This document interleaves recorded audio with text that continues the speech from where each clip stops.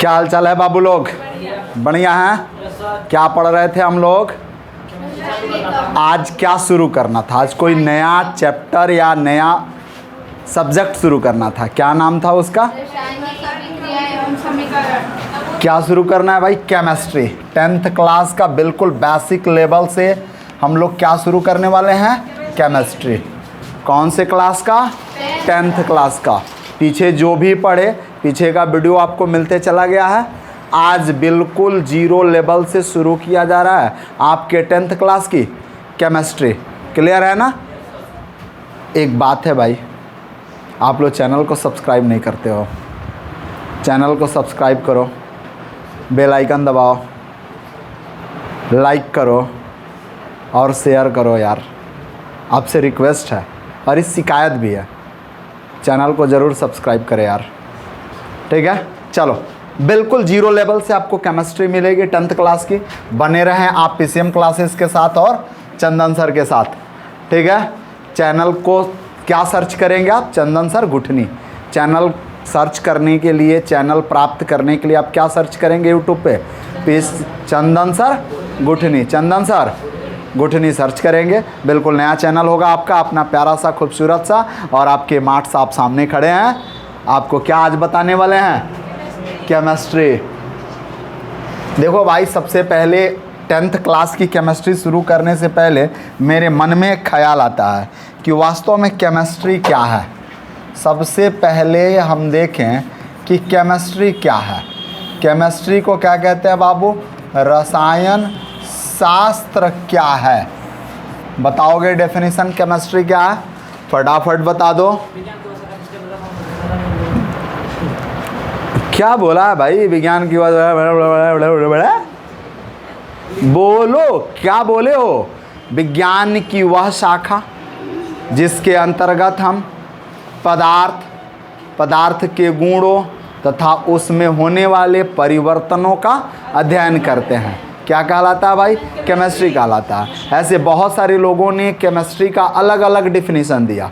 बहुत सारे लोगों ने केमिस्ट्री का अलग अलग डिफिनीशन दिया। उससे मतलब नहीं रखना है, जो आए वो अपने हिसाब से केमिस्ट्री का डिफिनीशन दे के चलेगा। जैसे सपोज डैट गांव में कोई काम हो रहा हो, या सपोज डैट एक काम करो ना, वो सर्प जब मारते हो ना आप, तो जो लोग आएंगे ये करो वो करो, लाठी लाओ डंडा लाओ, सब लोग अपना अपना बुद्धि देंगे। और उसके बाद सर्प मर गया तो गांव के दूसरे छोर पे जाके पूछो कि सर्प की साइज क्या थी, तो अरे बाप रे ऐसे करेंगे, इतना बड़ा था सर्प, था इतना छोटा। उसको बताने वाले लोग थोड़ा बढ़ा चढ़ा के, इतना बढ़ा चढ़ा के बता दिए कि सर्प हो गया 2-4 फीट का। ऐसे कहेंगे हमारा बराबर था। समझ में आ रहा है ना? तो ऐसे ही जो लोग आए केमिस्ट्री का बढ़ा चढ़ा कर डिफिनीशन दिए, बढ़ा चढ़ा कर डिफिनीशन दिए, अपने हिसाब से केमिस्ट्री को क्या किए? डिफाइन किए। ठीक है, तो अब देखो भाई, शब्द सबसे पहले केमिस्ट्री शब्द क्या है? तो केमिस्ट्री शब्द लैटिन भाषा के, कौन से भाषा बाबू? लैटिन भाषा के शब्द कीमिया से बना है। किससे बना है? CHEMIA, कीमिया। लैटिन भाषा के शब्द कीमिया, हिंदी में लिख दे रहे हैं कीमिया, और इंग्लिश में CHEMIA, कीमिया से बना है, जिसका शाब्दिक अर्थ होता है, क्या होता है भाई? शाब्दिक अर्थ। शाब्दिक अर्थ होता है काला रंग। क्या होता है भाई? काला रंग। यानी काला रंग को क्या कहते हैं? Black colour. ब्लैक कलर का मतलब समझ में आ रहा है ना? काला रंग, ब्लैक कलर। समझ में आ रहा है ना? यानी गोरे गोरे मुखड़े पे काले काले चश्मा वाला हाल। समझ में आ रहा है ना? यानी अच्छा, COOUR, चलो भाई कलर का स्पेलिंग मिस्टेक है। अब देखो भाई, कहने का अर्थ है काला रंग। केमिस्ट्री का मतलब है, अभी तू फिजिक्स पढ़ रहा था, साइंस को गोरा गोरा रंग मान लो, और उन गोरे गोरे साइंस के मुखड़े पे केमिस्ट्री का क्या लगाना है? काला काला चश्मा लगाना है। समझ में आ रहा है ना? बड़े स्मार्ट लगोगे जब केमिस्ट्री पढ़ने शुरू कर दोगे तो। ठीक है, अब देखो, यानी केमिस्ट्री शब्द लैटिन भाषा के शब्द किससे बना है भाई? कीमिया से। किससे बना है? कीमिया से। क्लियर है ना? यानी वर्ड केमिस्ट्री, द वर्ड, और कौन सा वर्ड भाई? Chemistry. Chemistry derived from Latin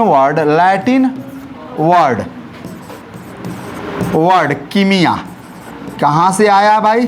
कीमिया। Latin word कीमिया, विच लिटरली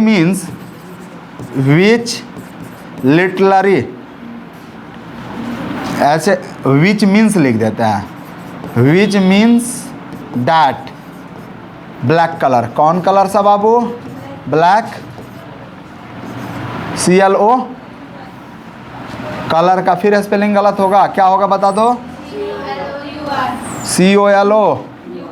अच्छा, LOUR, ब्लैक कलर हो जाएगा ना?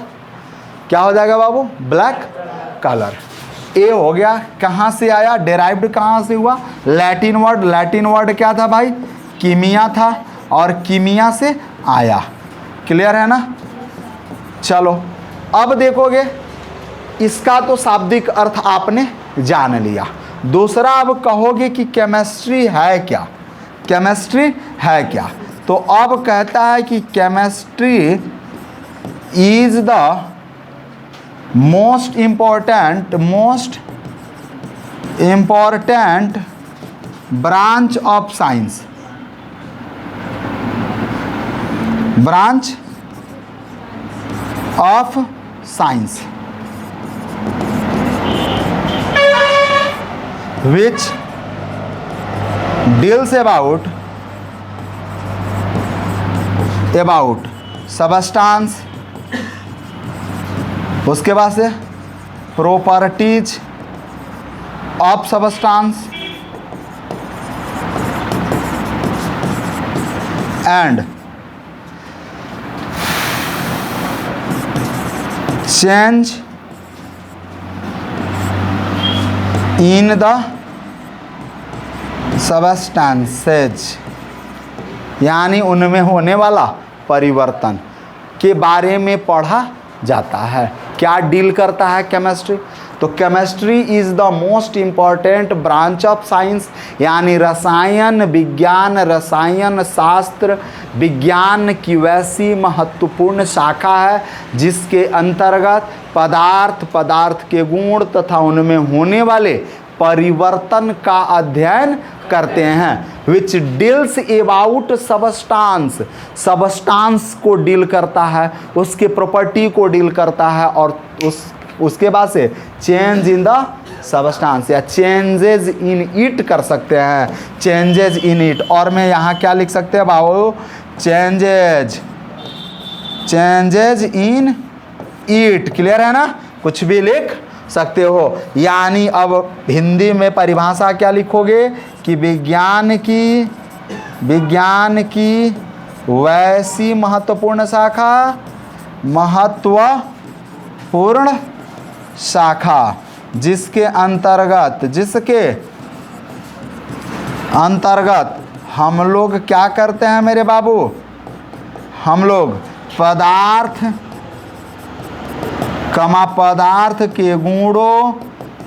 के गुणों तथा उनमें होने वाले परिवर्तनों का अध्ययन करते हैं। किसका अध्ययन करते हैं भाई? परिवर्तनों का अध्ययन करते हैं। क्या कहलाता है भाई?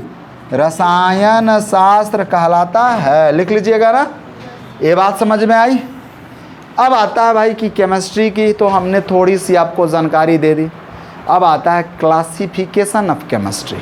शुरू कर रहे हैं आपका फर्स्ट चैप्टर। अभी थोड़ी सी जानकारी आपको क्या इस पे दी जा रही है? केमिस्ट्री पे आप शांति बनाए रखेंगे। आप ऐसा नहीं करेंगे ओ मास्टर जी आप क्या पढ़ा रहे हो, ऐसा कुछ नहीं। हम आपकी केमिस्ट्री पहले बता रहे हैं कि केमिस्ट्री क्या है। केमिस्ट्री का क्लासिफिकेशन कैसे हो गया, उसके बाद शुरू कर देते हैं, बस जस्ट शुरू कर देते हैं क्या, आपका 10th क्लास का चैप्टर, 10th क्लास का चैप्टर। क्लियर है ना पीछे वाले बाबू, क्लियर है? क्या नाम हुआ आपका बगल में? चलिए आगे बढ़े हम लोग। इतना हो गया, बोलो मेरे बाबू। नन्ना मुन्ना राई हूँ, 10th का सिपाही हूँ, समझ में आ रहा है ना?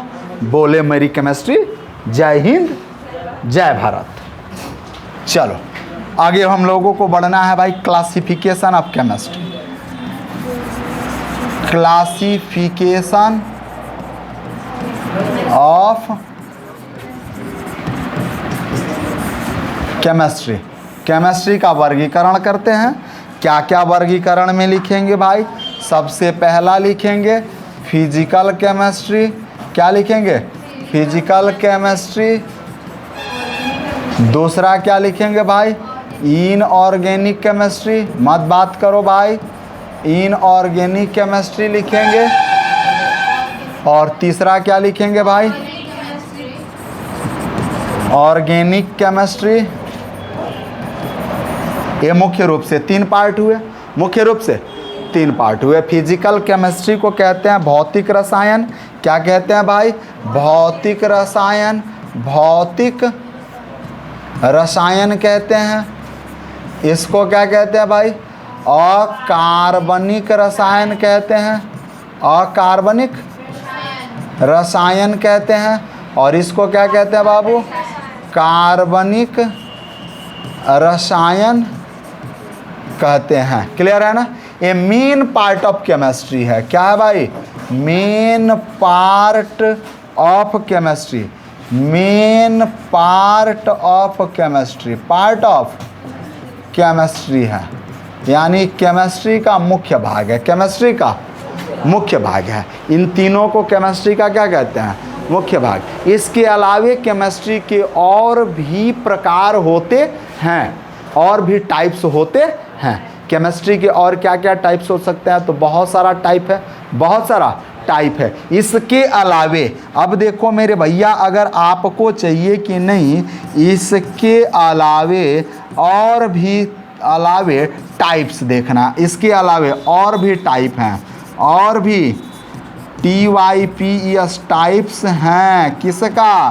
केमिस्ट्री का। किसका भाई? हैं, किसका टाइप है? तो केमिस्ट्री का। क्या क्या लिख सकते हो भाई? चलोगे मेरे बाबू तो चौथा नंबर लिख सकते हो औषधीय रसायन, औषधीय रसायन, रसायन लिख सकते हो, जिसको मेडिसिनल केमिस्ट्री कहा जाता है। क्या कहा जाता है?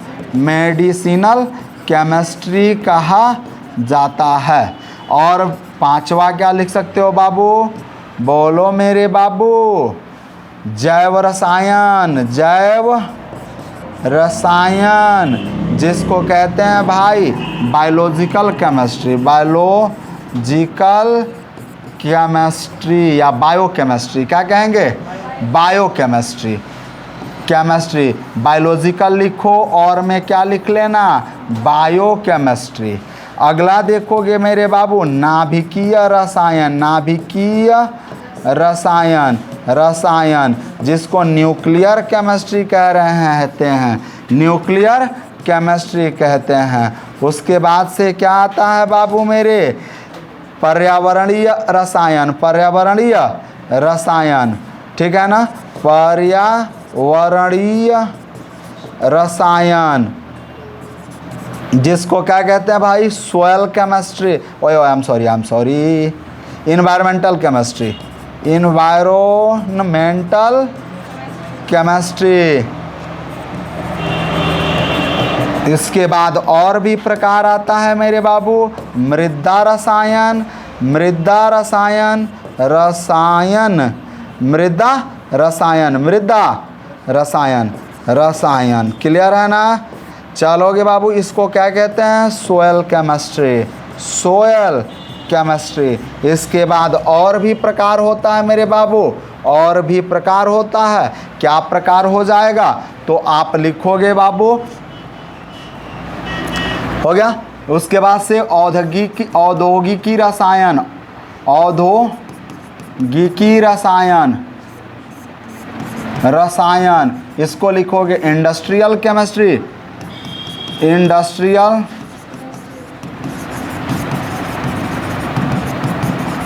उसके बाद से लिखोगे रेडियो केमिस्ट्री, रेडियो रसायन, रेडियो केमिस्ट्री कहते हैं इसको, रेडियो केमिस्ट्री कहते हैं। उसके बाद से और भी लिखोगे मेरे बाबू, हाँ बोलो। अच्छा ओवर हो रहा है, रहने दें, सच में ओवर हो रहा है लड़का कह रहा है सब ओवर हो रहा है, ठीक है रहने देते हैं, चलो भाई।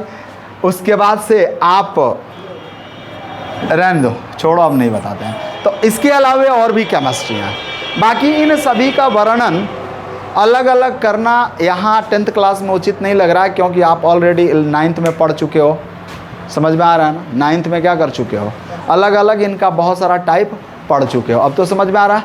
अब अभी क्या पढ़ रहे थे, फिजिकल केमिस्ट्री, अकार्बनिक और कार्बनिक रसायन, इन तीनों का वर्णन बस जानना है, और बाकी किसी के बारे में जानने की ज़रूरत नहीं है। अब तो समझ में आ रहा है ना, कोई दिक्कत? चलो तो वीडियो पॉज करोगे और इसको लिखोगे, फटाफट वीडियो पॉज करो और लिख लो। हो गया बाबू, आगे बढ़े, चलो अब आगे बढ़ते हैं। तो अब देखो, तो अब आते हैं बाबू, केमिस्ट्री का वर्गीकरण हमने कर लिया। अब देखो तो भाई, अगला टॉपिक कहता है कि फादर ऑफ केमिस्ट्री कौन होते हैं भाई? Father of chemistry, father of chemistry Antoine Lavoisier, एंटवाइन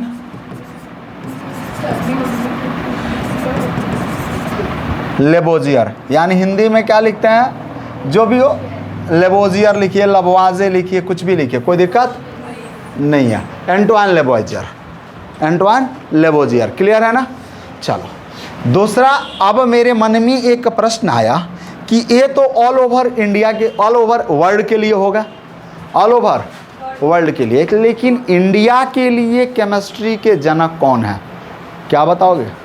Praful Chandra Ray, P C Ray. P C Ray is the father of Indian chemistry, P C Ray, यानी father of Indian chemistry, father of Indian chemistry, Indian chemistry. क्या होता है भाई इनका नाम? पीसी राय, RAY या ROY, कुछ भी लिखो। पीसी को कहते हैं प्रफुल्ल चंद्र, प्रफुल्ल चंद्र राय, क्लियर है ना। इनको कहते हैं भाई father of Indian chemistry, father of Indian chemistry, clear है ना। प्रफुल्ल चंद्र राय को इंडिया में केमिस्ट्री का स्रोत जनक किसे माना जाता है? प्रफुल्ल चंद्र राय को माना जाता है, क्लियर है ना, पक्का? कोई दिक्कत मेरे बाबू लोग, फटाफट बता दो। चलो आगे बढ़े ना। अब आगे बढ़ते हैं मेरे बाबू। तो सबसे पहले अब क्लास 10th की केमिस्ट्री का क्लासिफिकेशन करो। क्लास 10th में केमिस्ट्री देख लो भाई, सबसे पहले क्लास 10th देख लो। अब क्लास 10th की केमिस्ट्री देख लो भाई, क्लास 10th की केमिस्ट्री। अब सबसे पहले इनका नाम हम लिखते हैं, चैप्टर्स नेम। क्या लिखना है हमको? Chapter name. चलो भाई, तो चैप्टर नेम, अध्याय नाम। पहला क्या है भाई चैप्टर, जल्दी बताओ? रासायनिक, रासायनिक अभिक्रियाएं, अभिक्रियाएं, अभिक्रियाएं एवं समीकरण, अभिक्रियाएं एवं समीकरण। ये पहला पार्ट हुआ केमिस्ट्री का, पहला चैप्टर है, पहला चैप्टर है, यानी ये चैप्टर है। क्या है भाई? चैप्टर्स हैं। क्लियर? चलो, यानी इंग्लिश में क्या लिखेंगे भाई? तो chemical reaction and equation, chemical reactions and equation. दूसरा चैप्टर क्या है भाई? आम्ल तथा आम्ल भस्म तथा लवण। इसको इंग्लिश में क्या कहते हैं? Acid, base and salt. तीसरा चैप्टर क्या है बाबू? धातु एवं अधातु, मेटल एंड मेटल। धातु एवं अधातु, यानी मेटल एंड नॉन मेटल। चौथा चैप्टर क्या है मेरे बाबू? कार्बन तथा उसके यौगिक, कार्बन तथा उसके यौगिक, यानी क्या पढ़ने वाले हैं? Carbon and its compound. और पांचवा चैप्टर क्या होगा भाई? तत्वों का आवर्ती वर्गीकरण, periodic classification of an element. English में क्या लिख लेंगे? Periodic classification of an element. चलो, अब देखो रे भाई, ये 5 चैप्टर अकॉर्डिंग टू एनसीईआरटी तुम्हें पढ़ना है। एनसीईआरटी का पहला चैप्टर, दूसरा चैप्टर, तीसरा चैप्टर, चौथा चैप्टर और पांचवा चैप्टर। अलग बुक देखोगे तो अलग बुक में एक चैप्टर और दिया होगा जिसका नाम क्या है? प्राकृतिक संसाधनों का प्रबंधन। ये एनसीईआरटी एक ही जगह पढ़ाया, फिजिक्स में भी पढ़ना है, केमिस्ट्री में भी पढ़ना और बायोलॉजी में भी पढ़ना है। तो बायोलॉजी वाला थोड़ा अलग है, लेकिन फिजिक्स केमिस्ट्री वाला दोनों लगभग समान है अदर बुक के हिसाब से। समझ में आ रहा है ना? एनसीईआरटी एक जगह पढ़ाया है, समझ में आ रहा है ना? प्राकृतिक संसाधनों का प्रबंधन सबसे लास्ट वाला चैप्टर बनाया है, और फिर हम और हमारा पर्यावरण लास्ट चैप्टर बनाया है बायोलॉजी वाले के बाद। सबसे पहले क्या पढ़ाया? फिजिक्स पढ़ा लिया, पहले केमिस्ट्री पढ़ा लिया, उसके बाद बायोलॉजी पढ़ा लिया, उसके बाद लास्ट में क्या कर लिया? फिजिक्स पढ़ा लिया, उसके बाद प्राकृतिक संसाधनों का प्रबंधन दिया और हम और हमारा पर्यावरण दे दिया। क्लियर है ना? तो एनसीईआरटी के अकॉर्डिंग हम लोगों को पढ़ना है। अब सुनो, इसमें भी लॉजिक छुपा हुआ है। अभी तुम 3 मुख्य रूप से पढ़कर आया। क्या मुख्य रूप से? केमिस्ट्री का 3 पार्ट पढ़ के आया, फिजिकल, अकार्बनिक और कार्बनिक। इनमें देखोगे मेरे बाबू, सबसे पहला जो दिख रहा है मेरे बाबू, ये ऊपर से 2 चैप्टर जो दिख रहे हैं, रासायनिक अभिक्रियाएं एवं समीकरण, अम्ल, क्षार एवं लवण। ये 2 जो चैप्टर दिख रहे हैं, ये 2 चैप्टर फिजिकल केमिस्ट्री कहलाते हैं। क्या कहलाते हैं भाई? फिजिकल केमिस्ट्री हैं। कहाँ है बाबू? Physical chemistry. कौन सा केमिस्ट्री? फिजिकल, यानी इसको क्या कहेंगे बाबू? हम भौतिक रसायन। क्या कहेंगे? भौतिक रसायन। इसको फिजिकल केमिस्ट्री कहा जाता है। इन 2 चैप्टर को जो येलो कलर से लिखे गए हैं मेरे बाबू, मेरे देखना, येलो कलर से जो भी लिखे गए हैं, इन येलो कलर को क्या कहते हैं? एक येलो कलर है और दूसरा येलो कलर है, और ये दोनों येलो कलर यहाँ दिखाई दे रहे हैं, यहाँ दिखाई दे रहे हैं।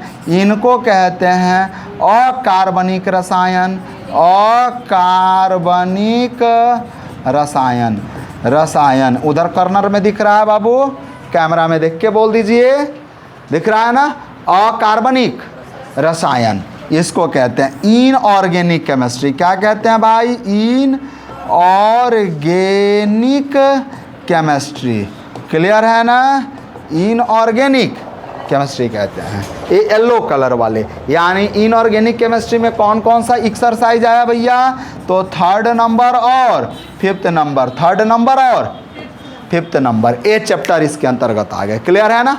अब जो बीच में बच गया मेरे भाऊ, देखोगे ये कहलाता है कार्बनिक रसायन।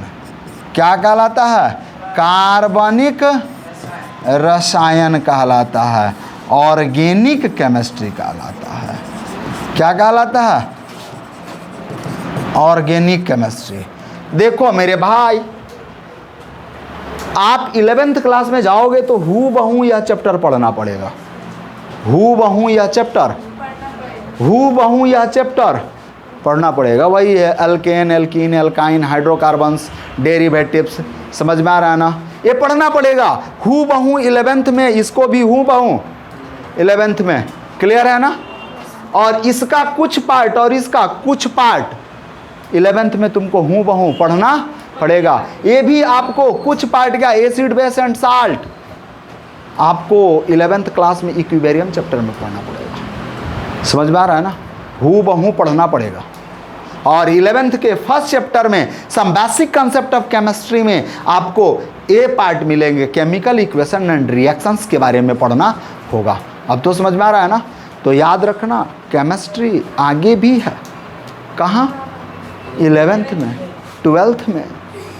और आज अगर याद नहीं होगा, आज अगर जानकारी क्लियर नहीं होगी तो 11th और 12th में दांत मुँह चिदोरोगे, केमिस्ट्री सर स्टमक में नहीं आ रहा है। थोड़े बड़े हो जाओगे, शरीर में थोड़ा सा ताकत आ जाएगी, अच्छे खासे नंबर अगर आ गए तो फिर धरती पे तुम रहोगे कहाँ? बगल वाले को जीने नहीं दोगे। समझ में आ रहा है ना। उसके बाद तुम्हारे तरह दुनिया का कोई इंसान ही नहीं होगा। इसलिए याद रखना कि सौम्यता और शालीनता बहुत ज़रूरी है विद्यार्थी जीवन में। विद्यार्थी जीवन में क्या ज़रूरत है? सौम्यता और शालीनता, जिसको विनम्रता कहते हैं। समझ में आ रहा है ना। और विद्यार्थी जीवन में विनम्रता का होना बहुत ज़रूरी है, क्योंकि विद्या ददाति विनयम। जब विद्या ग्रहण करोगे तो तुम्हारे अंदर विनय आना चाहिए, नम्रता आनी चाहिए। जैसे किसी वृक्ष पर फल लगे होते हैं तो उसकी टहनियाँ झुक जाती हैं। अगर आप भी थोड़ी सी विद्वता को ग्रहण कर रहे हो तो थोड़ी सी शालीनता आनी चाहिए। लेकिन आज के विद्यार्थी में कहाँ रह गया है गुण? आज का विद्यार्थी तो गए पढ़ने जा रहे हैं, पढ़ता कुछ नहीं है, पढ़ता कुछ नहीं है। अब तो समझ में आ रहा है ना। तो एक चैप्टर्स तुमको फिर कहाँ मिलने वाले हैं, इसलिए अभी बढ़िया से पढ़ना है कि नहीं पढ़ना है? पढ़ना है। तो ये इंट्रोडक्शन हो गया। 10th क्लास में हमें इतने चैप्टर पढ़ने हैं, इन चैप्टर्स का हमने क्या किया। लेकिन आज हमें पहला चैप्टर शुरू करना है। क्या करना है? पहला चैप्टर। अब भौतिक रसायन क्या है, कार्बनिक रसायन क्या है, अकार्बनिक रसायन क्या है, छोड़ दो, कोई दिक्कत नहीं है। कार्बनिक का मतलब जिसमें कार्बन तथा उसके यौगिकों का अध्ययन करेंगे। अकार्बनिक जिसमें धातु तथा अधातुओं का अध्ययन करेंगे, धातु तथा अधातु का अध्ययन करेंगे। और फिजिकल केमिस्ट्री में पदार्थ, उसके बीच होने वाली अभिक्रियाएं, चेंजिंग यानी परिवर्तन। समझ में आ रहा है? जो 9th क्लास में आप पढ़े होंगे, परिवर्तन बहुत सारे प्रकार का होता है। डिजायरेबल चेंज, अनडिजायरेबल चेंज, जो आपकी इच्छा के अनुसार होता है, जो आपकी इच्छा के अनुसार ना होता है। समझ में आ रहा है ना। तो उन सारी चेंजेजों को देखें आप। फिर से फिजिकल चेंज, केमिकल चेंज देखें, अकॉर्डिंग टू टाइम के हिसाब से चेंज देखें, जिसमें आप फास्ट चेंज और स्लो चेंज पढ़े थे। काफ़ी तेज़ी से होने वाली परिवर्तनें थी अकॉर्डिंग टू टाइम में, और काफ़ी धीरे धीरे होने वाली परिवर्तन थी। जैसे जंग का लगना था, काफ़ी स्लो हुआ। समझ में आ रहा है ना। जंग का लगना, रस्टिंग हुआ। समझ में आ रहा है ना। कोरिजन हुआ, संक्षारण। समझ में आ रहा। तो धीरे धीरे हुआ, धीरे धीरे हो गया। लेकिन वही सोडियम और H2O ने अभिक्रिया करा तो काफ़ी तेज़ी से करा। तो ये सब आप 9th क्लास में पढ़ के आ चुके हैं। अभी सिर्फ हमें रासायनिक अभिक्रिया एवं समीकरण के बारे में पढ़ना है। क्या पढ़ना है? रासायनिक अभिक्रिया एवं। तो इसको लिखोगे। चलो वीडियो पॉज करो और लिख लो फटाक से। हम थोड़ा सा टाइम दे रहे हैं आपको, जल्दी से हट जा रहे हैं, लिख लो।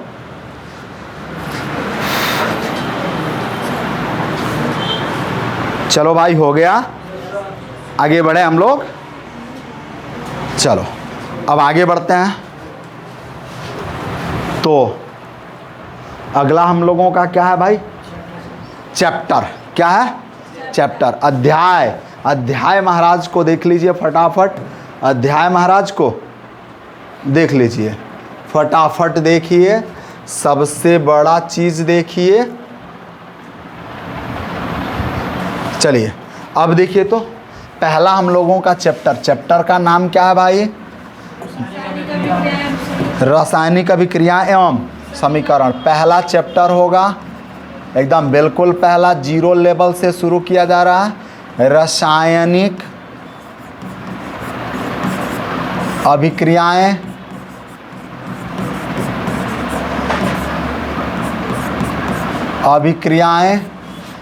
एवं समीकरण। इंग्लिश में क्या कहेंगे भाई? Chemical reaction and equation. Chemical reactions and equations. अब रासायनिक अभिक्रिया एंड इसके समीकरण के बारे में पढ़ना है। लेकिन इस चैप्टर के अंतर्गत वे कौन कौन से टॉपिक हमें कवर करना है, उन टॉपिक्स के बारे में जानते चले ना फटाफट। कौन कौन सा टॉपिक पढ़ना है, तो उन टॉपिक्स में नाम देते हैं भैया। इंडेक्स लिख लेते हैं। क्या लिख लेते हैं? इंडेक्स। और इंडेक्स में क्या क्या पढ़ना है मेरे भाई, देख लेना। सबसे पहले इंडेक्स में तुझे पढ़ना क्या क्या है।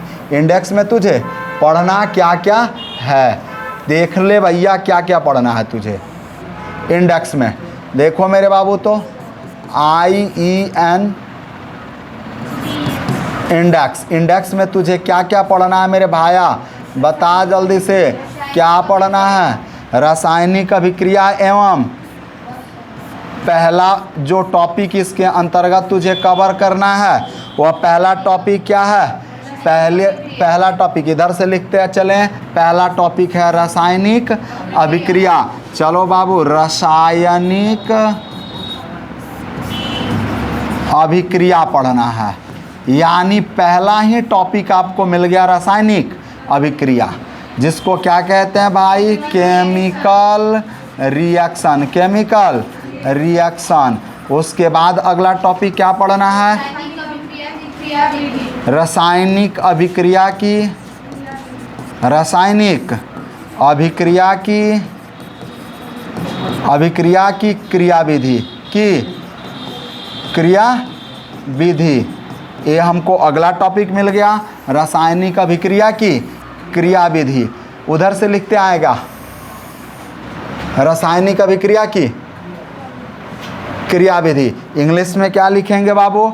Mechanism of chemical reaction. Mechanism of, mechanism of chemical reaction. अगला क्या पढ़ना है भाई? रासायनिक अभिक्रिया की विशेषताएं। अभिक्रिया की विशेषताएं। चलो बाबू, रासायनिक अभिक्रिया की विशेषताएं यानी characteristics of chemical reaction.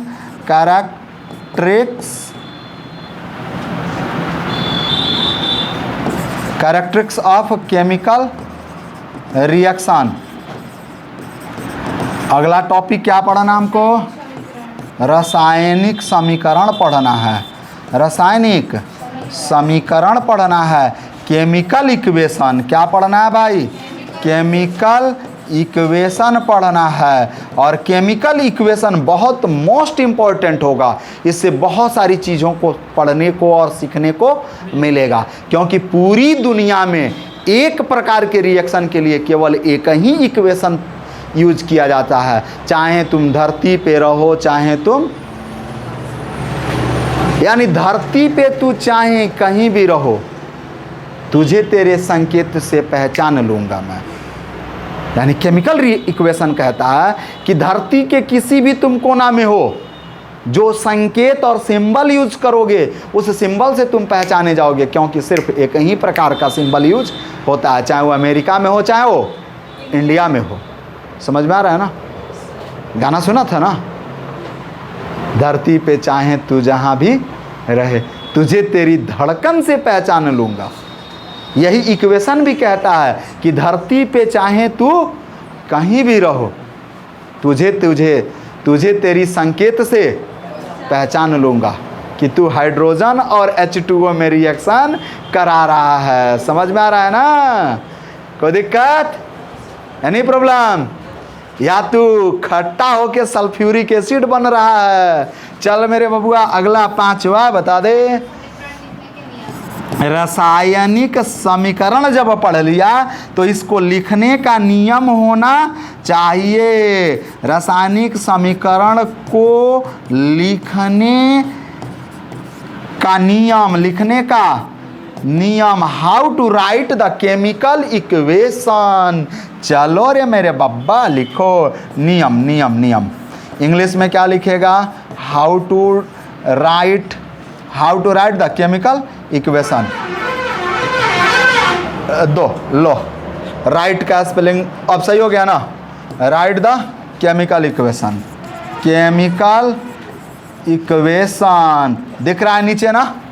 How to write the chemical equation, WRIT, सही है ना? चलो अगला 6ठा नंबर टॉपिक बता दो।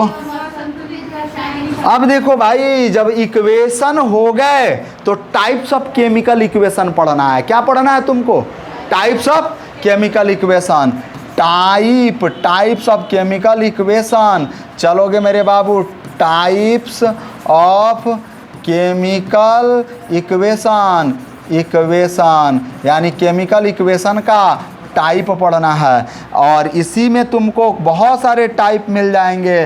पहला टाइप क्या मिल जाएगा देख लो मेरे बाबू, बहुत सारा टाइप मिलेगा केमिकल इक्वेशन का, बहुत सारा टाइप मिल जाएगा। क्या क्या मिलेगा मेरे बाबू? तो सबसे पहले तुमको स्केलेटल इक्वेशन मिलेगा। क्या मिलेगा? पहला इसमें जो तुमको मिल जाने वाला है, देखो क्या लिख रहा है मेरा पेन, ओहो, यानी जो पहला टाइप तुमको A नंबर मिलने वाला है स्केलेटन इक्वेशन। स्केलेटन का स्पेलिंग गलत हो रहा है, या स्केलेटल लिख देते हैं, क्लेटल, या इसी को स्केलेटन इक्वेशन कहते हैं। कंकाली समीकरण क्या कहते हैं? कंकाली समीकरण कहते हैं। क्लियर है ना? दूसरा क्या होता है भाई?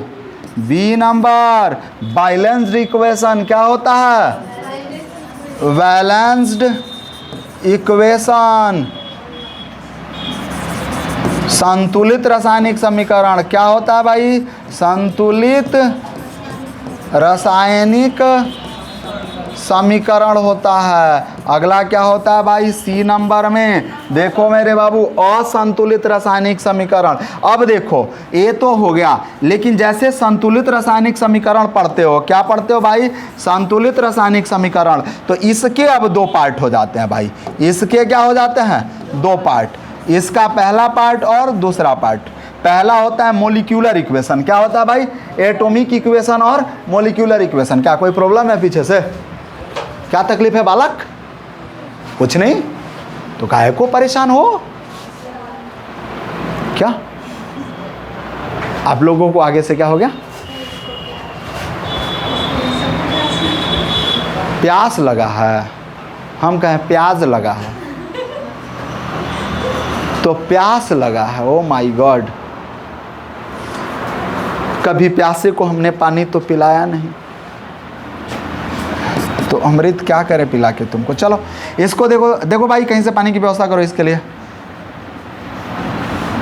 अच्छा हाँ, हम तो बड़ा समझ रहे हैं, सही हो गया। चलो अब देखो तो, इसको कहते हैं एटॉमिक इक्वेशन। Atomic equation. और दूसरा होता है मोलेक्यूलर इक्वेशन। क्लियर है ना? यानी परमाणुविक समीकरण। परमाणुविक समीकरण। और दूसरा होता है भाई आणविक समीकरण। कौन समीकरण बाबू? आणविक समीकरण। क्लियर है ना? और जो लास्ट वाला तुम्हारा बात है A B C number, C number में तुम लिखोगे मेरे बाबू, क्या लिखोगे? असंतुलित रासायनिक समीकरण। रासायनिक समीकरण जिसको क्या कहते हो? Unbalanced chemical equation, not reaction, equation. Clear है ना? तो ए इंडेक्स में अभी हमने कितना इंडेक्स पढ़ा भाई? 6 इंडेक्स पढ़ा, 6। इसके बाद और भी हमें आगे बढ़ना है, तो अभी 6 हुआ। अभी क्या हुआ? 6 पढ़ना है। सबसे पहला रासायनिक अभिक्रिया पढ़ना है। केमिकल रिएक्शन क्या है? तो रासायनिक अभिक्रिया क्या है कि जब कोई पदार्थ अकेले या अन्य पदार्थों के साथ संयोग करता है तो नए भिन्न गुण वाले नए पदार्थों का निर्माण होता है। निर्माण की इस प्रक्रिया को रासायनिक अभिक्रिया कहते हैं। समझ में आ रहा है ना? कोई दिक्कत? Chemical reaction is a chemical change which involves, यानी chemical reaction is a chemical change which involve substance react to give new substance. यानी जो नए उसमें करते क्या है ना कि एक सबस्टांस रिएक्ट करता है दूसरे सबस्टांस से और नया सबस्टांस बनाता है। इसको क्या कहते हैं? केमिकल रिएक्शन कहते हैं। अब रासायनिक अभिक्रिया की क्रिया विधि क्या है? हाँ, पुराने बंधन टूटते हैं, नए बंधन। समझ में आ रहा है ना? एक अणु से दूसरे रूप में परिवर्तन हो जाता है। समझ में आ रहा है ना? चावल था भात बन गया। समझ में आ रहा है ना? दाल था वो पानी वाला बन गया। अरहर की दाल, चने की दाल, मटर की दाल। समझ में आ रहा है ना? कोई दिक्कत? गेहूं आटा बन गया। वैसे ही एक पदार्थ दूसरे पदार्थ में के रूप में परिवर्तन करेगा। अब रासायनिक अभिक्रिया की विशेषताएं क्या हैं? अब क्या क्या है? तो 5 विशेषताएं हैं। पहला बता दो भाई, गैस की उत्पत्ति। क्या होता है? गैस की उत्पत्ति। दूसरा क्या होता है? अवक्षेप का बनना होता है। रंग में परिवर्तन हो जाता है। ताप और दाब उनके भौतिक अवस्था में परिवर्तन हो जाता है। और लास्ट वाला भैया, अवस्था में परिवर्तन हो जाता है। किस में परिवर्तन होता है? अवस्था में परिवर्तन होता है। तो ये उनकी विशेषताएं हो गई। रासायनिक समीकरण क्या है? तो जब अभिक्रिया को संकेतों एवं सूत्रों की सहायता से व्यक्त करें, रासायनिक समीकरण बनता है। जैसे जल और सोडियम रिएक्शन करके सोडियम हाइड्रोक्साइड बनाए तो जल का फार्मूला H2O, सोडियम का फार्मूला Na, दोनों को रिएक्शन कराया, बन गया क्या? NaOH, sodium hydroxide. समझ में आ रहा है ना? तो इस तरह से केमिकल इक्वेशन। अब इसको लिखने का क्या क्या नियम है? तो पहले एक होगा, फिर एरो मार्क लगाएंगे, फिर दूसरा लिखेंगे। तो एक हो जाएगा रिएक्टेंट, दूसरा होगा प्रोडक्ट। एक से अधिक रिएक्टेंट के बीच प्लस साइन, एक से अधिक प्रोडक्ट के बीच प्लस साइन का प्रयोग करेंगे, धन चिन्ह का प्रयोग करेंगे। बाकी बहुत सारी चीज़ें हैं। टाइप्स ऑफ केमिकल इक्वेशन है, अलग अलग टाइप ऑफ हैं। इनका हम लोग चैप्टर में वर्णन करेंगे, अभी वर्णन नहीं करेंगे। तो पहले आप क्या करो, इनको लिखो जल्दी से और आगे बढ़ते हैं हम। जल्दी लिखो, जल्दी लिखो।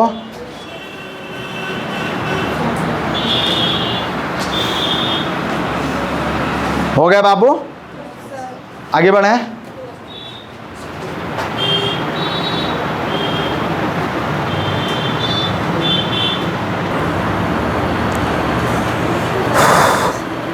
चलो भाई आगे बढ़े बाबू लोग। इसको लिख लिए आप लोग। अगला देखो तो क्या है? अगला क्या था भाई इंडेक्स में?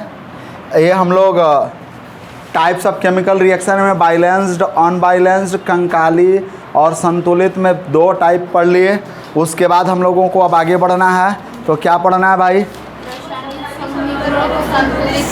रासायनिक समीकरणों को संतुलित करना।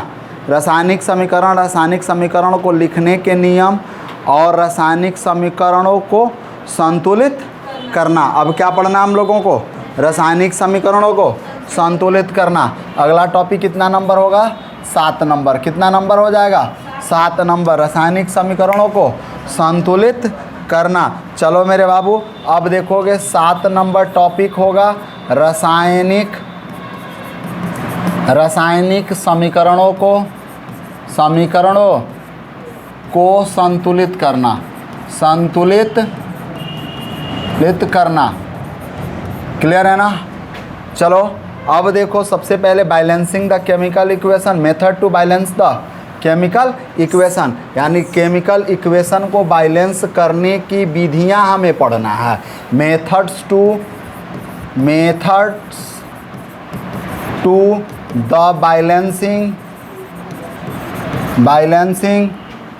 Method to the balancing chemical equation. अब देखो, केमिकल इक्वेशन को बैलेंस करने की कितनी विधियां होती हैं। केमिकल इक्वेशन को बैलेंस करने की कितनी विधियां तुम्हें 10th में पढ़ लेनी है, आगे क्या क्या पढ़ लेना है, समझ में आ रहा है ना? तो अब देखो, सबसे पहला जो मेथड होता है ना, इसके मेथड्स के बारे में देखें तो जो A नंबर मेथड पढ़ेंगे उसको हम हिंदी में कहते हैं अनुमान विधि। क्या कहते हैं भाई? अनुमान विधि, जिसको हीट एंड ट्रायल मेथड कहा जाता है। क्या कहा जाता है? हीट एंड ट्रायल मेथड कहा जाता है। पहला को क्या कहते हैं? अनुमान विधि, हीट एंड ट्रायल मेथड कहते हैं। यानी यहाँ हाइड्रोजन 2 कम है तो यहाँ 2 से गुणा कर दिया, यहाँ 4 अधिक है तो 2 से भाग दे दिया, ऐसे हीट एंड ट्रायल मेथड हुआ। दूसरा जो मेथड होता है भाई B नंबर, उसको बीजीय विधि कहते हैं। बीजगणितीय विधि या बीजीय विधि। देखो, बीजीय थोड़ा सा एरर लिख रहे हैं हम। बीजीय विधि क्या होता है भाई? बीजीय विधि। और बीजीय विधि को एल्जेब्रिक मेथड कहते हैं। क्या कहते हैं भाई?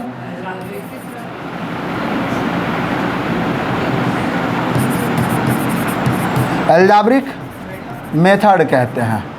अगला देखो भाई, सी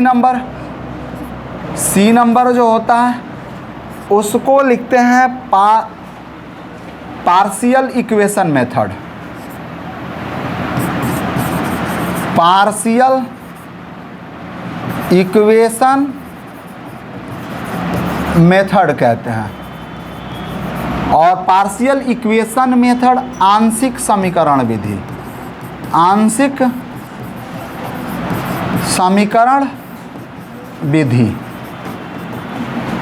जो डी नंबर होता है उसको कहते हैं आयन इलेक्ट्रॉन मेथड।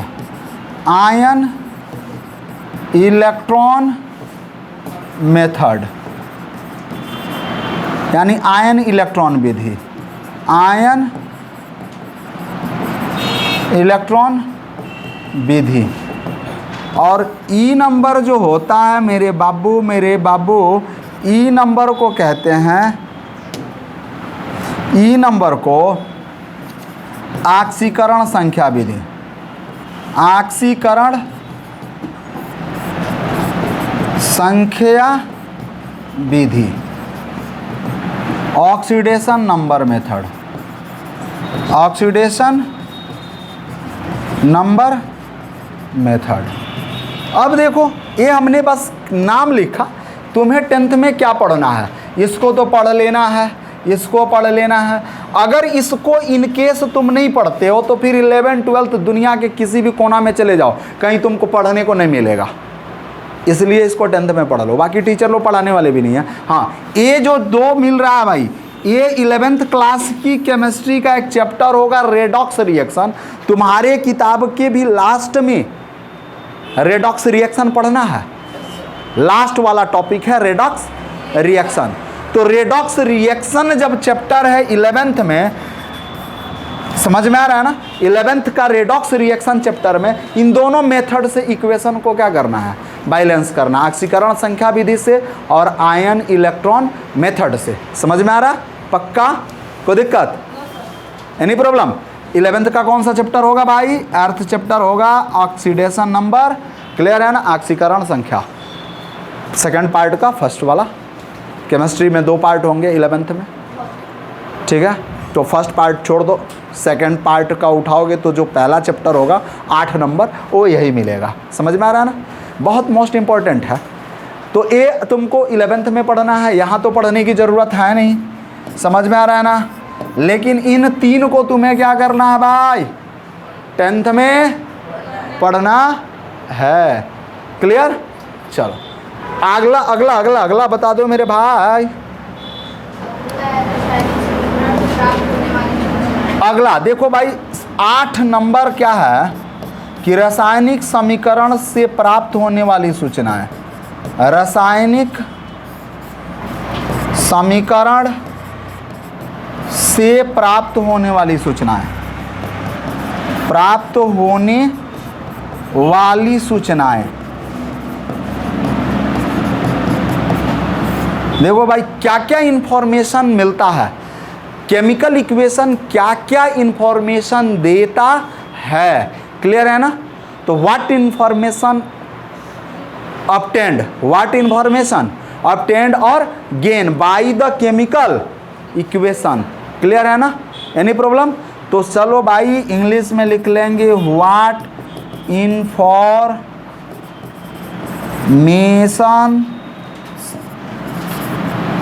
और इंफॉर्मेशन गेन अबाउट या gain by the chemical equation, gain by chemical equation. Chemical equation से क्या क्या इंफॉर्मेशन मिलता है। अगला बता दो भाई, जल्दी करो। अब 8 के बाद अब हो क्या इसके उपयोग से लाभ है। रासायनिक समीकरण के उपयोग से लाभ, कितना नंबर पढ़ेंगे हम लोग? 9 नंबर। रासायनिक समीकरण के उपयोग से लाभ, रासायनिक समीकरण के उपयोग से लाभ,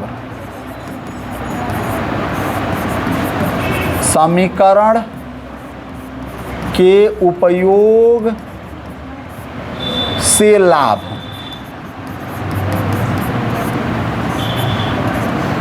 चलो भाई, यानी यूज, रासायनिक समीकरण को यूज करेंगे तो हमें क्या लाभ होगा। समझ में आ रहा है ना, यानी profit to use the chemical equation, यानी इंग्लिश में क्या हो जाएगा भाई, प्रॉफिट। प्रॉफिट का स्पेलिंग बताइए जल्दी से, प्रॉफिट का स्पेलिंग बताइए। PROFITE, क्लियर है? बोलो भाई, PROFITE, profit to use the chemical equation को यूज करेंगे तो क्या लाभ मिलेगा। 10 नंबर टॉपिक, विभिन्न प्रकार की निक अभिक्रियाएं, विभिन्न प्रकार की रासायनिक अभिक्रिया, विभिन्न प्रकार की रासायनिक अभिक्रिया। अगले पेज में उसको लिखते हैं क्योंकि टाइप्स ऑफ इक्वेशन लिखना होगा हमको। तो रासायनिक, अच्छा इसमें है, चलो भाई रासायनिक समीकरण की सीमाएं बता दो।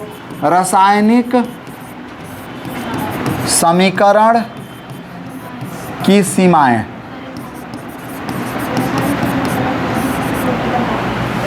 रासायनिक समीकरण की सीमा। देखो सीमा की जब बात आती है ना, तो तुम्हारा भी कुछ सीमा होगा, हमारी भी कुछ सीमाएं होंगी। समझ में आ रहा है ना, हम तुम्हारे सामने मुस्कुरा रहे हैं, किसी और के सामने मुस्कुरा नहीं पाते होंगे। ये मेरा लिमिटेशन है कि नहीं है? ठीक, वही हाल तुम लोगों के पापा का भी होगा। नहीं कहने के लिए बस ऐसे ही जस्ट जो किए हैं। अब देखो तो इसकी भी कुछ लिमिटेशंस है, इसकी भी कुछ लिमिटेशंस है। तो लिमिटेशंस ऑफ केमिकल इक्वेशन,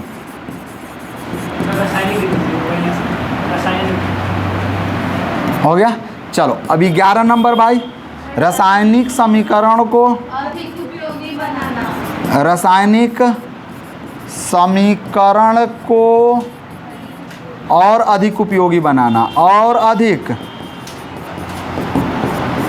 उपयोगी बनाना। चलो भाई, रासायनिक समीकरण को और कैसे उपयोगी बनाएंगे? How to more useful the chemical equation, कैसे बनाएंगे भाई और अधिक उपयोगी? How to more useful the chemical equation, chemical equation, chemical equation यानी कि अच्छा बड़ा अच्छा, कोई बात नहीं है, बनाना तो बनाना, केला खा लो, बनाना, ठीक है। चलो भाई, और इसको और अधिक उपयोगी कैसे बनाएंगे? ये हो गया केमिकल, कुछ जोड़ देंगे, कुछ घटा देंगे, कुछ उसमें चेंज कर देंगे, कुछ अपने पास से जोड़ेंगे।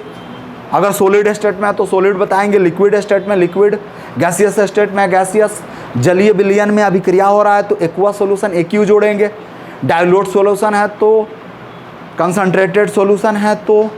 अब डाइल्यूट और कंसंट्रेटेड नहीं समझ में आ रहा है? नहीं आ रहा है पक्का? तो पहले इसको लिख लो, मैं डाइल्यूट और कंसंट्रेटेड समझा देता हूँ भैया, जल्दी से इसको लिख लो।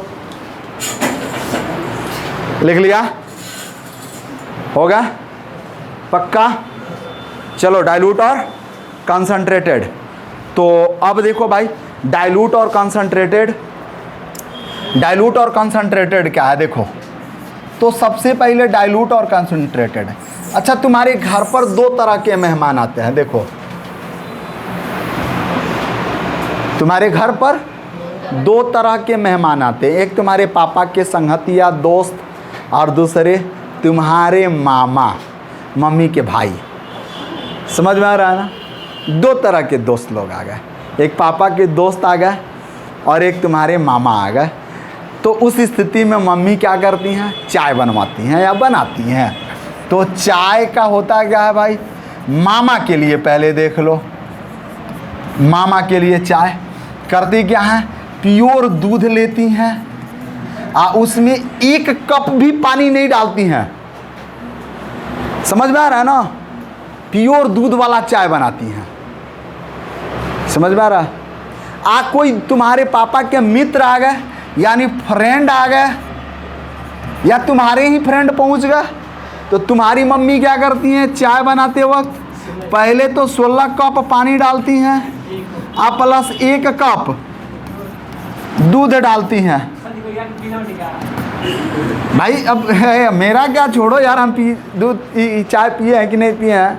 तो 16 कप पानी प्लस 1 कप दूध, 16 कप, 16 एक वाला चाय, 16 एक मटेरियल वाला चाय बन गया। अब वो चाय मतलब देखो सामने वाला फेंकता भी नहीं है, लेकिन नाक मुंह सिकुड़ा के पिए जाता है, कर करके समझ में आ जाता है। तो अब जरा सोचो कि दूध का कंसंट्रेशन किस में अधिक है? ऊपर वाले चाय में अधिक है और नीचे वाले में दूध का कंसंट्रेशन कम है। तो जो नीचे वाला चाय बना या डाइल्यूट बना, क्या बना? ऊपर वाला चाय बना तो क्या बना? कंसंट्रेटेड बना, कंसंट्रेटेड बना। क्लियर है ना? यानी कहने का अर्थ है कि किसी विलयन में पानी की मात्रा बढ़ती है तो विलयन डाइल्यूट हो जाता है, और किसी विलयन में पानी की मात्रा घटती है तो विलयन सांद्र हो जाता है। समझे? Amount of water increases in any solution then solution dilute. समझ में आ रहा है ना? सॉल्यूशन इज कैसा होगा भाई? डाइल्यूट सॉल्यूशन होगा। It decreases the amount of water in any solution, solution is concentrated। समझ गए? तो 16 एक वाला चाय डाइल्यूट है कि कंसंट्रेटेड है? तो मेहमान घर पे आएंगे तो कैसा चाय पिलाओगे? अब भैया के तिलकहरू आ गए तब कंसंट्रेट डाइल्यूट पिला देना, फिर हो भैया पूरी का झंझट खत्म। समझ में आया ना? जो टेंशन था वो खत्म, बस पिला देना डाइल्यूट। बाकी आगे बढ़े हम तो मौसी बोल आगे बढ़े हम लोग। तो ये चलो कंसंट्रेटेड डाइल्यूट खत्म। चल भैया कंसंट्रेटेड एंड डाइल्यूट खत्म। तू अगला बोल रहे भाई, अगला क्या था इंडेक्स में, बता दे फटाफट। कितना नंबर इंडेक्स था? 11 नंबर, 12 नंबर, जल्दी खत्म करो इसको। विभिन्न प्रकार की रासायनिक अभिक्रियाएं। देखो तो भाई, विभिन्न प्रकार की रासायनिक अभिक्रियाएं, विभिन्न प्रकार की रासायनिक अभिक्रियाएं, different types of chemical equation, reaction, different type of chemical reactions. Clear है ना? विभिन्न प्रकार की रासायनिक अभिक्रियाएं। पहला तुमको पढ़ना है भाई, पहला ए नंबर क्या पढ़ना है? संयोजन अभिक्रिया। क्या पढ़ना है? संयोजन या इसी को क्या कहते हैं? संश्लेषण अभिक्रिया। और मैं इसको इंग्लिश में क्या कहते हैं? कॉम्बिनेशन और synthesis reaction.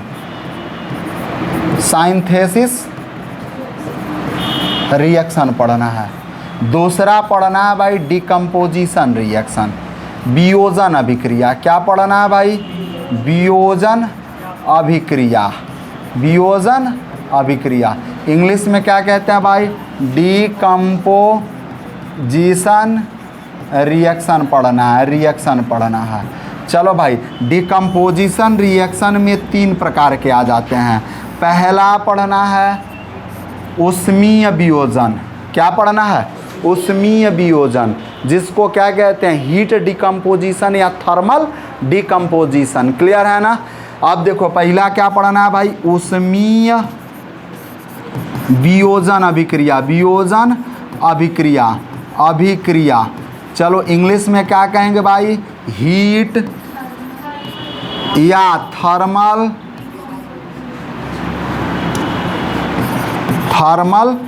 Decomposition reaction. Clear है ना? दूसरा पढ़ना है हमें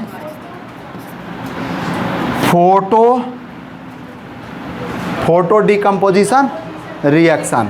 चलो भाई, फोटो डिकम्पोजिशन रिएक्शन। क्लियर है ना? यानी इसको कहते हैं प्रकाशीय विघटन अभिक्रिया।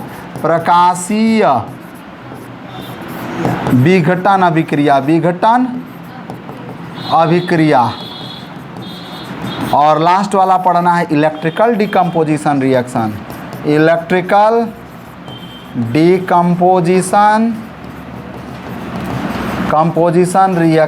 क्लियर है ना? और इसको कहते हैं वैद्युत अपघटन अभिक्रिया। क्या पढ़ते हैं? वैद्युत अपघटन अभिक्रिया। क्या पढ़ते हैं भाई? वैद्युत अपघटन अभिक्रिया पढ़ते हैं।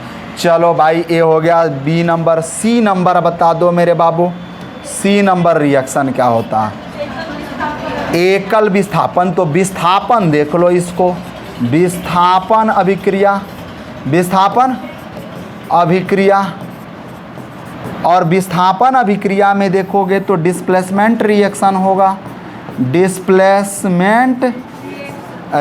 होगा भाई।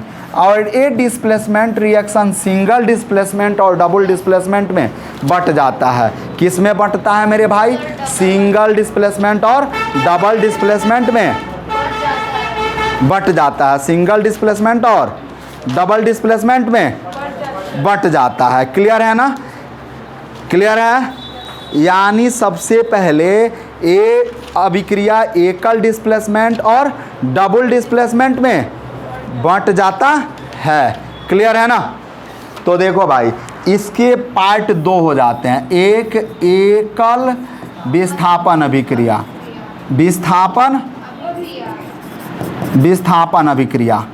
क्लियर है? यानी इसको क्या लिखेंगे भाई? सिंगल डिस्प्लेसमेंट कहेंगे, सिंगल डिस्प्लेसमेंट रिएक्शन, और दूसरा होता है द्विविस्थापन। द्विविस्थापन अभिक्रिया कहते हैं, अभिक्रिया, डबल डिस्प्लेसमेंट। क्या कहेंगे? Double displacement reaction. क्लियर है ना? नीचे दिख रहा है, कैमरा से देख लीजिए। चलिए क्लियर है, आगे बढ़े हम लोग। ए सी नंबर हो गया, सी के बाद अगला बोलो भाई।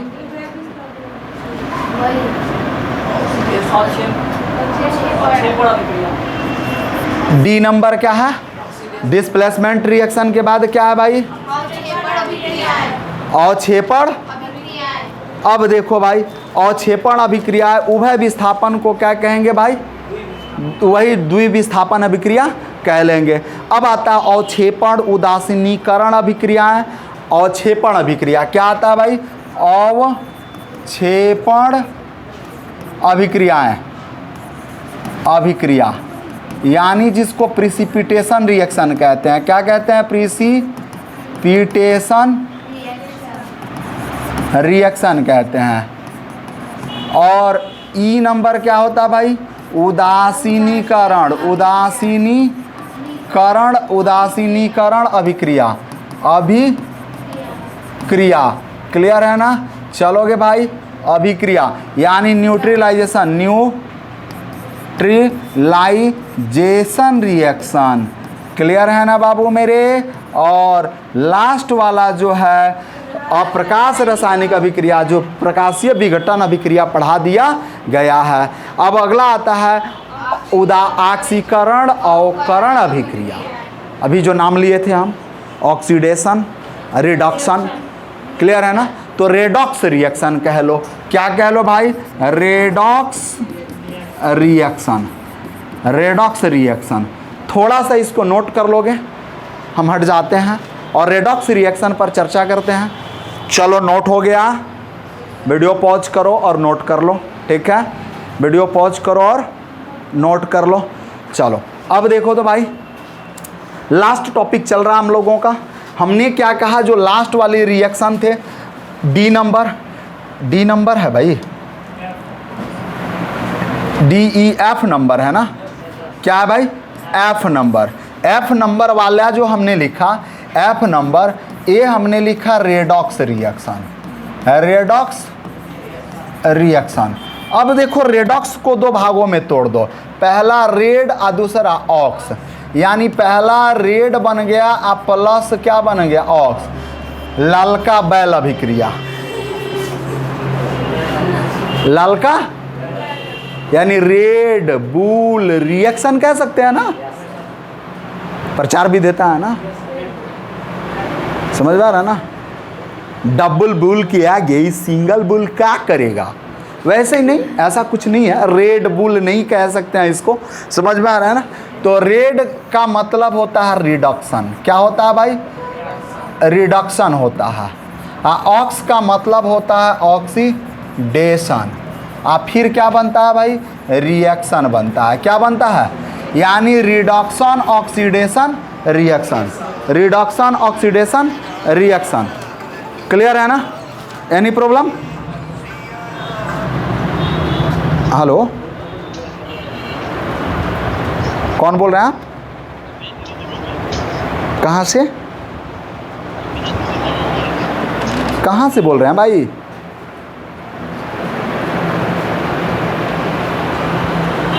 इतना टाइम नहीं हम लोगों के पास। अब देखो, reduction oxidation reaction, reduction oxidation reaction. तो रिडक्शन, रिडक्शन को कहते हैं अवकरण और इसको कहते हैं ऑक्सीकरण, ऑक्सीकरण अभिक्रियाएं। हो गया ना? तो ये हो गया redox reaction, redox reaction. Reaction का टाइप क्या हो गया? खत्म। अब लास्ट में टॉपिक है भाई, क्या है? ऑक्सीकरण एवं अवकरण दोनों प्रक्रियाएं साथ साथ।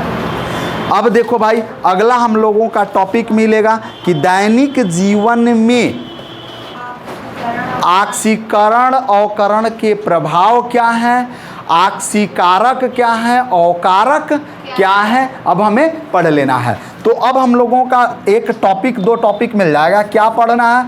आक्सीकारक। आक्सीकारक क्या पढ़ना है भाई?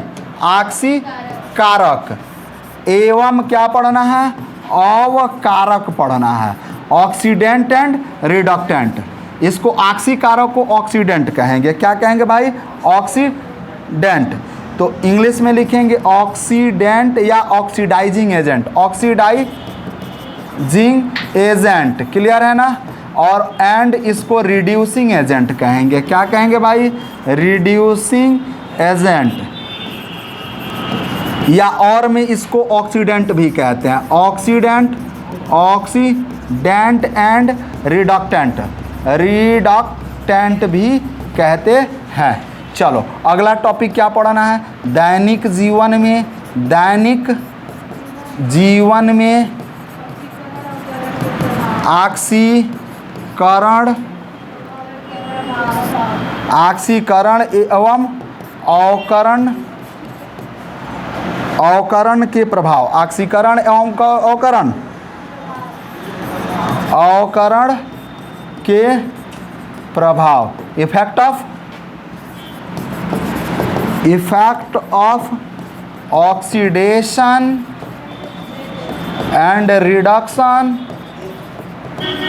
इन our daily life, daily life. और लास्ट में पढ़ना होगा, पढ़ना नहीं पढ़ना होगा नहीं पढ़ना, दहन और ज्वाला, दहन और ज्वाला, और उसके बाद से द्रवीभूत पेट्रोलियम गैस। तो पढ़ना होगा तो पढ़ना दहन और ज्वाला, क्लियर है ना? ज्वाला, दहन को क्या कहते हैं?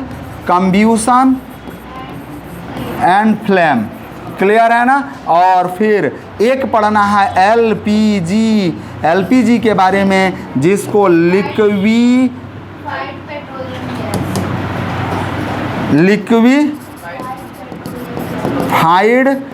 Petroleum gas. देखो यहाँ मिस्टेक हुआ है हम लोगों का, LIEUM गैस, क्लियर है ना? द्रवीभूत पेट्रोलियम गैस। देखो द्रवीभूत पेट्रोलियम गैस का रिसाव होने से का पता लगाने के लिए, रिसाव का पता लगाने के लिए उसमें क्या भरा जाता है? C2H5SH, इथाइल मार्केप्टेन की थोड़ी मात्रा मिला दी जाती है।